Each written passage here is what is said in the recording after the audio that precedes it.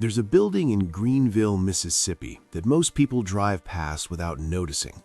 It sits back from Highway 82, surrounded by overgrown grass and cracked pavement. The windows are dark. The loading docks are empty. A faded sign near the entrance still bears a name that once meant something to millions of American families: Schwinn. This factory was supposed to represent the future of American bicycle manufacturing.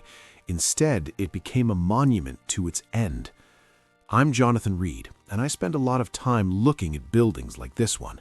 Factories that once hummed with activity, now silent. Industrial complexes that employed thousands, now empty. The physical spaces where American industry rose and, in many cases, fell. If you're interested in these stories, the architecture of industry, the structures that shaped American life, consider subscribing. I try to document these places and their histories before they disappear entirely. The Schwinn factory in Greenville closed in 1991, but the story that led to its silence began more than a century earlier, in a very different place. Ignaz Schwinn arrived in Chicago in 1891. He was 31 years old, a trained machinist and bicycle engineer who'd spent the previous decade working in German factories. He didn't come to America with money or connections. He came with experience and a belief that the American bicycle market was wide open in ways that Europe's wasn't. He was right. The 1890s were the height of bicycle mania in the United States. Hundreds of small manufacturers were opening shops, hiring workers, and producing bikes as fast as they could assemble them. It was chaotic, competitive, and unsustainable. Schwinn understood that most of these companies wouldn't survive. In 1895, he partnered with a Chicago meatpacking financier named Adolph Arnold. They formed Arnold and Schwinn and Company in a modest factory space on the city's northwest side. From the beginning, Schwinn focused on quality over volume. While competitors cut corners to increase production, he insisted on precision welding, careful frame geometry, and component testing. He wasn't trying to win the current year. He was building a reputation that would outlast the inevitable market collapse. That collapse came quickly. By 1900, bicycle sales in the United States had dropped by nearly 25%. The automobile was no longer a curiosity. It was becoming a legitimate form of transportation, and it was killing the bicycle boom. Hundreds of manufacturers went bankrupt. Entire city blocks of bicycle factories in Chicago shut down. Workers lost jobs by the thousands. Schwinn didn't just survive this collapse, he used it. While competitors liquidated, Schwinn acquired their machinery, their patents, their tooling. He consolidated an entire industry's manufacturing capacity into his own operation at prices that made sense only because so many others were desperate to escape. By 1908, he'd bought out Adolph Arnold entirely. The company became his alone. This is important to understand. Ignaz Schwinn wasn't lucky. He was patient, disciplined, and willing to make difficult decisions that prioritized long-term stability over short-term profit. The Schwinn factory on Kildare Avenue in Chicago became, over the following decades, one of the most advanced bicycle manufacturing facilities in America. It wasn't a single building. It was a sprawling industrial complex that grew organically as the company expanded. New sections were added when production increased. Old sections were retrofitted when technology improved. By the 1960s, the factory covered multiple city blocks. It employed 1,800 workers across 3 shifts, operating 24 hours a day. The production floor was a carefully choreographed operation. Frame brazing, wheel assembly, painting, final assembly. Each station fed into the next. The scale of production was extraordinary. At peak capacity, Schwinn was producing over 1 million bicycles per year. 1 out of every 4 bikes sold in the United States carried the Schwinn name. But it wasn't just about volume. Schwinn maintained something unusual for a mass manufacturer: quality control that bordered on obsessive. Every frame was inspected. Every weld was tested.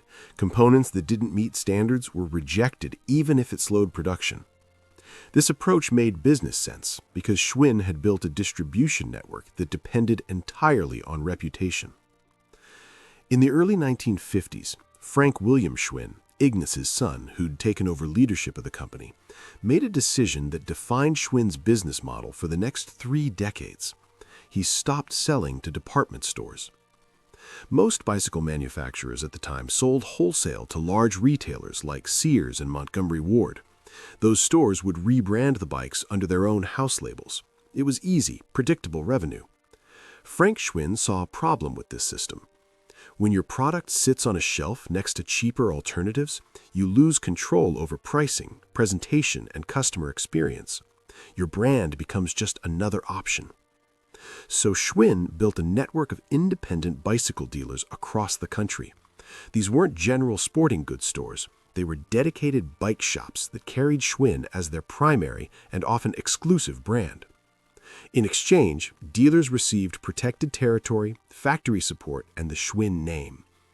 For customers, it meant walking into a shop where the staff knew the products, could provide proper fitting and maintenance, and had a vested interest in selling quality. It was a sophisticated strategy, and it worked remarkably well for a long time. In the early 1960s, kids in Southern California started modifying their bicycles. They were installing smaller wheels, banana seats, and high-rise handlebars, imitating the custom chopper motorcycles they saw their older brothers building. It was a grassroots movement, completely organic, and it was spreading. Al Fritz, Schwinn's director of research and development, saw it during a trip to California. He understood immediately that this wasn't a local fad. This was the next major shift in children's bicycles. He returned to Chicago and pitched the idea to Schwinn's management. The response was skeptical. The design looked impractical, even ridiculous, but Fritz persisted, and eventually Frank Schwinn approved a limited test run. In 1963, the Schwinn Stingray entered the market. It had a short frame, high handlebars, a banana seat, and came in colors that were bold by the standards of the time: flamboyant red, sky blue, radiant copper tone. The Stingray became almost immediately a cultural phenomenon. Between 1963 and 1968, Schwinn sold nearly 2 million Stingrays. It was the best-selling model in the company's history. More importantly, it defined what a children's bicycle looked like for an entire generation. If you grew up middle class in America during the 1960s, you either owned a Stingray or wanted one. It wasn't just transportation, it was status, freedom, identity. Schwinn expanded the line aggressively. In 1968, they introduced the Crate series, premium Stingrays with 5-speed shifters, front drum brakes, and styling that mimicked California dragsters. The Orange Crate, Lemon Peeler, and Apple Crate were expensive by the standards of children's bikes, but they sold consistently. For a decade, the Stingray phenomenon drove Schwinn's profitability. The Chicago factory ran at capacity. Dealers had waiting lists. The company's position seemed unshakable. But markets don't stay stable, and by the early 1970s, the American bicycle industry was beginning to change in ways that Schwinn was slow to recognize. The 1970s brought new kinds of bicycle riders, adults who wanted bikes for exercise and recreation, not just utility. Kids who were taking their bikes into dirt lots and racing them, jumping ramps, riding in ways the bikes weren't designed for. These weren't fringe movements. They represented significant growing market segments, and in both cases, Schwinn's response was inadequate. The adult market wanted lightweight road bikes, European-style bicycles with thin tires, drop handlebars, and multiple gears. These bikes weighed half what traditional American cruisers weighed. They were faster, more efficient, better suited for long-distance riding. Schwinn produced some lightweight models, but they were compromises. The company continued prioritizing their signature heavy-frame cruisers with wide tires and large wheels. They added gears and adjusted styling, but the fundamental design philosophy didn't change. Meanwhile, companies like Raleigh and Peugeot were importing European bikes that appealed to serious adult cyclists. Trek Bicycle Corporation, founded in Wisconsin in 1976, focused exclusively on lightweight, high-quality road bikes for affluent customers. They were building a market that Schwinn had largely ignored. The second missed opportunity was more dramatic. In the mid-1970s, kids in Southern California started racing modified Stingrays on dirt tracks. It was rough, competitive, and dangerous. The sport became known as BMX, bicycle motocross. In 1975, a company called Mongoose was founded specifically to build bikes for BMX racing. GT bicycles and Diamondback followed. These weren't toy companies. They were engineering reinforced frames, knobby tires, and components that could survive serious impacts. BMX became a legitimate youth sport, with organized races, sponsorships, and national competitions. Schwinn looked at BMX and saw liability. They worried about injuries, lawsuits, and damage to their family-friendly brand image. So they stayed out of the market entirely, letting newer companies dominate a category that perfectly aligned with their traditional customer base, kids who wanted exciting bicycles. Then, in 1974, something else happened that should have been a warning. A man named Gary Fisher took an old 1937 Schwinn Excelsior frame, one of the heavy, durable cruisers from the company's earlier era, and modified it. He added multiple gears, knobby tires, and better brakes. He took it up into the mountains of Marin County, California, and rode it down fire trails at high speed. He'd invented the mountain bike. Fisher brought his creation to Schwinn. He showed it to their engineers and explained the concept: off-road cycling, rugged terrain, a completely new category of riding. The Schwinn engineers dismissed it. They thought it was absurd. Why would anyone want to ride a bicycle in the dirt? A few years later, Mike Sinyard's company Specialized began importing mountain bike components from Japan. In 1982, Specialized released the Stump Jumper, the first mass-produced mountain bike. It was an immediate success. Within 5 years, mountain biking went from a fringe activity to a mainstream sport. Bike shops couldn't keep mountain bikes in stock. Schwinn's finally entered the mountain bike market in 1983 with a model called the Sierra. It was a legitimate, well-designed bike, but by that point, Specialized, Trek, and others had been dominating the category for years. Schwinn was late, reactive, and playing catch-up in a market they could have owned. By 1980, the Chicago factory was in crisis. The building itself was nearly 80 years old. Parts of it were structurally unsound. The machinery was outdated. Fire hazards existed throughout the complex.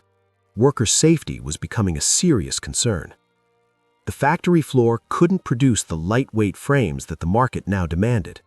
Modern materials required different welding techniques, tighter tolerances, and equipment the Chicago plant simply didn't have. Then, the union went on strike.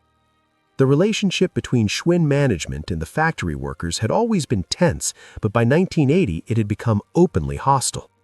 Workers wanted better pay, safer conditions, and investment in the facility. The Schwinn family looked at the situation and made a decision.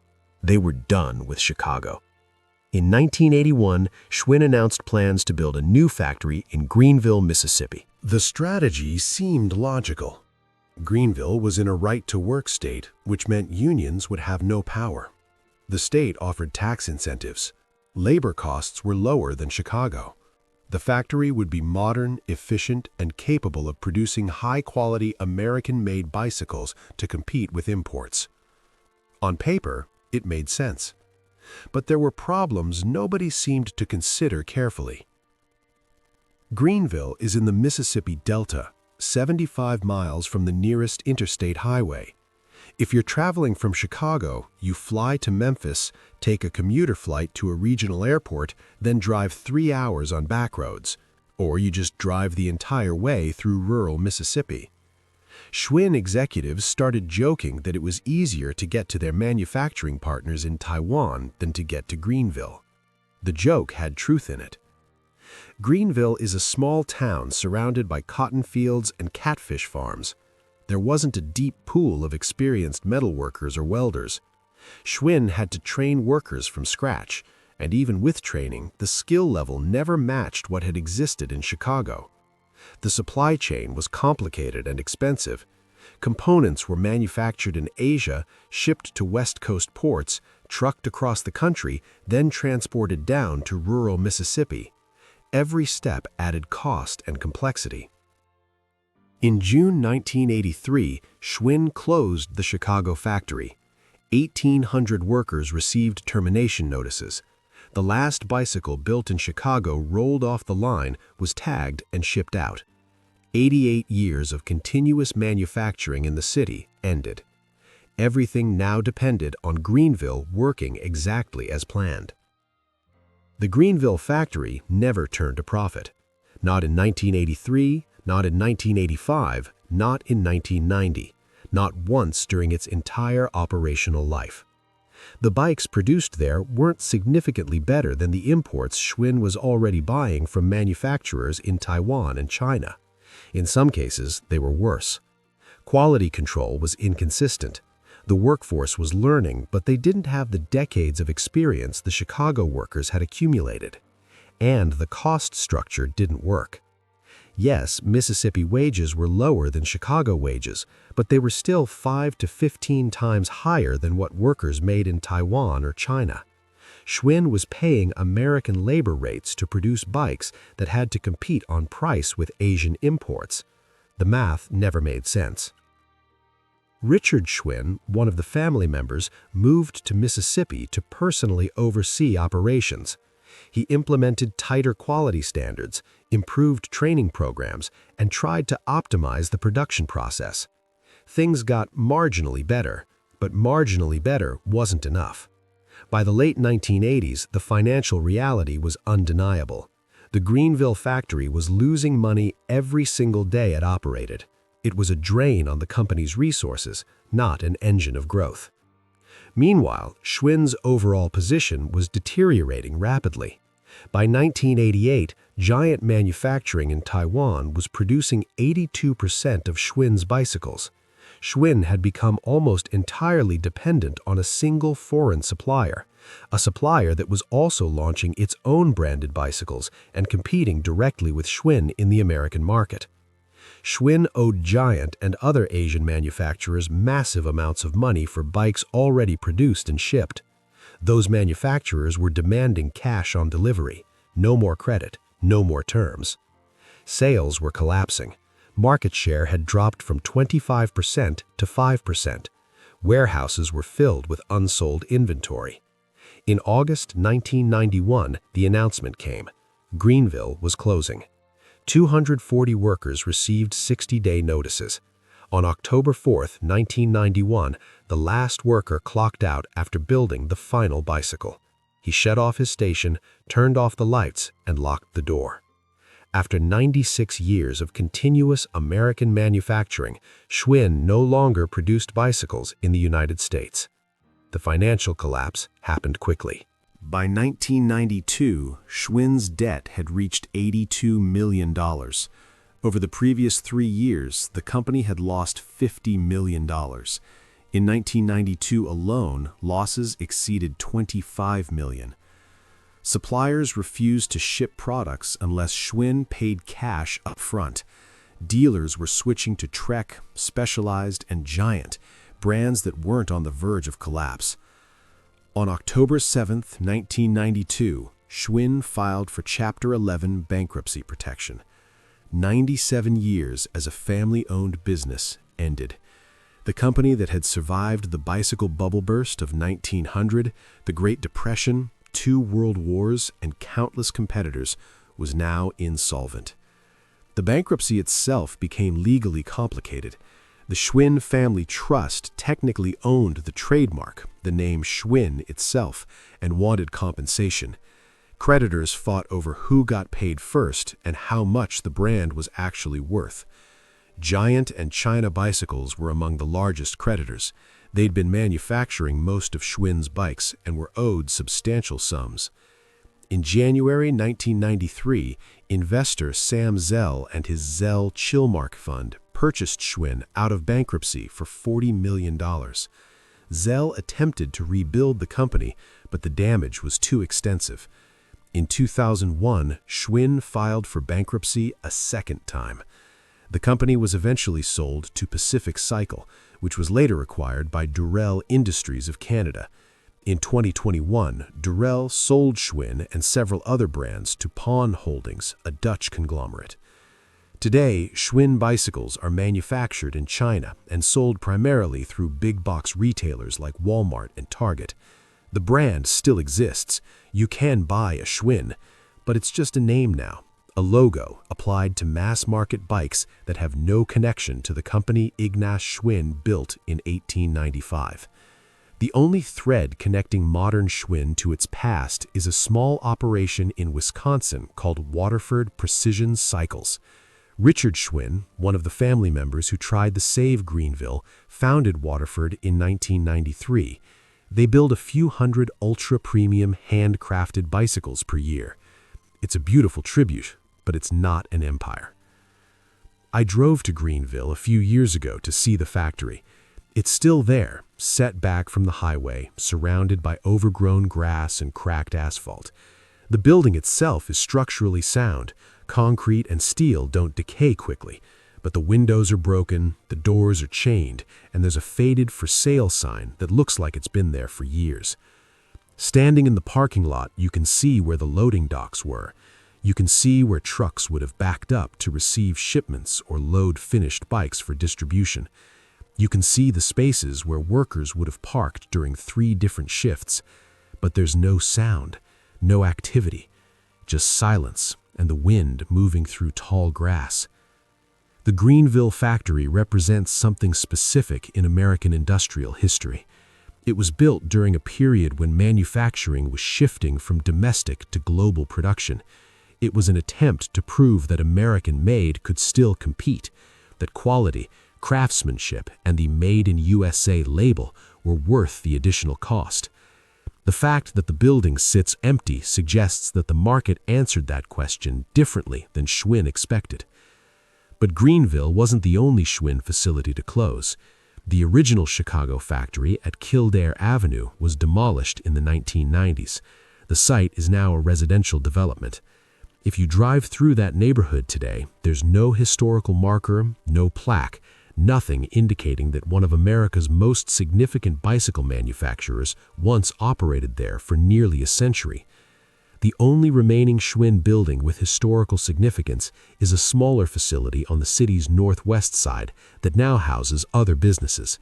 Even there, the Schwinn signage is gone. This is common in industrial history. The physical structures disappear quickly once they're no longer economically useful. Buildings get demolished, repurposed, or left to decay. Within a generation or two, the landscape holds almost no evidence that major manufacturing once occurred there. If you're interested in preserving this kind of history, documenting these places before they vanish entirely, I'd appreciate your support through a subscription. These stories matter, even when the buildings themselves are gone. It's easy to look at Schwinn's collapse and identify mistakes. They missed BMX, they missed mountain biking, they dismissed the lightweight road bike market.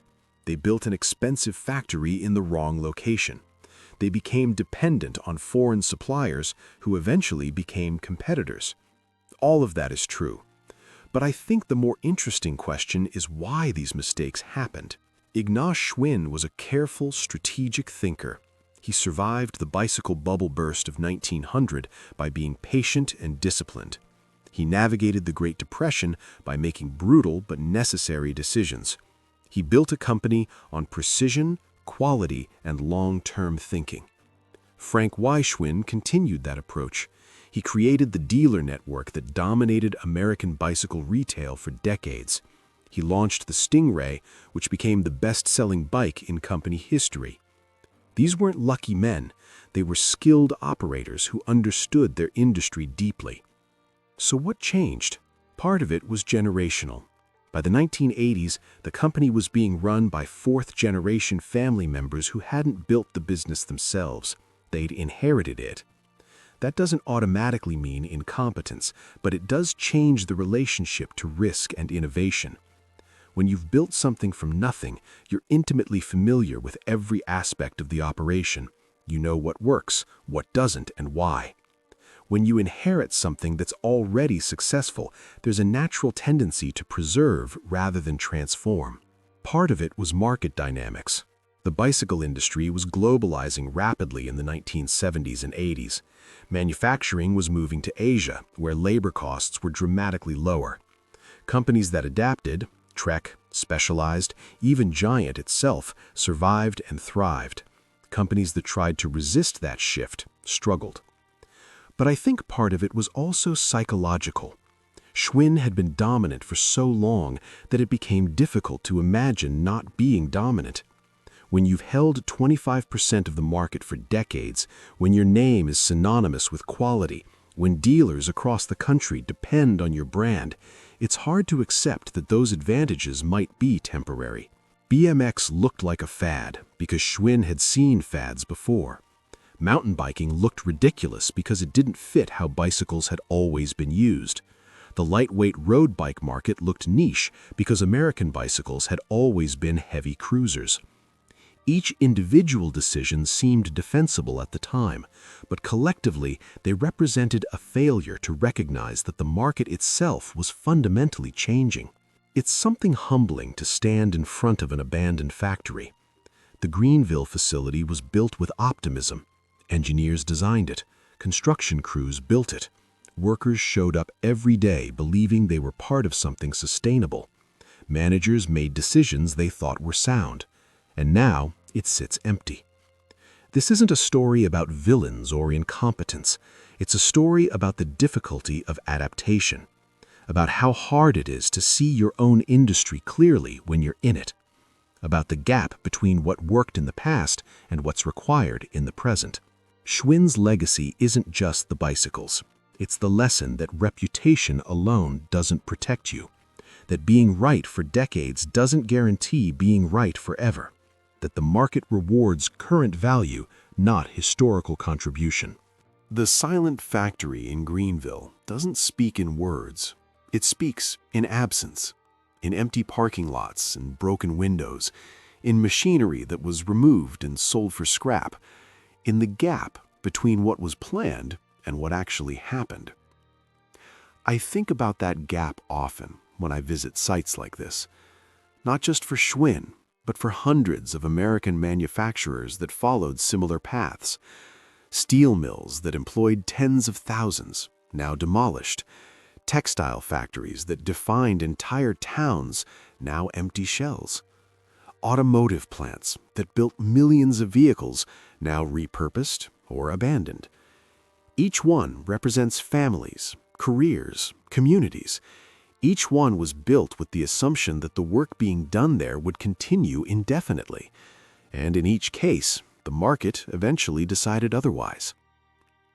The Greenville factory is still for sale, if you're interested. I'm not sure who would buy it. Converting industrial space in rural Mississippi isn't economically straightforward. Demolition is expensive. Leaving it empty is the path of least resistance. So it sits, waiting, silent. I drove past it again recently on my way through Mississippi. The grass was taller than last time. The for sale sign was still there, faded a bit more. From the highway, it's just another building. But if you know what it was supposed to be, if you know the history of what happened there and why, it becomes something else. A monument, a question mark, a reminder that confidence and competence don't always translate into survival. I wonder sometimes who the last person was to walk through that factory before the doors were chained, what they thought as they turned off the lights, whether they believed someone would eventually start the machines again. I wonder if anyone will remember this building exists 50 years from now, or if it will just be gone, like the Chicago factory before it. Just a name in old documents, a chapter in business school textbooks, a memory that fades a little more each year, until even the silence is forgotten.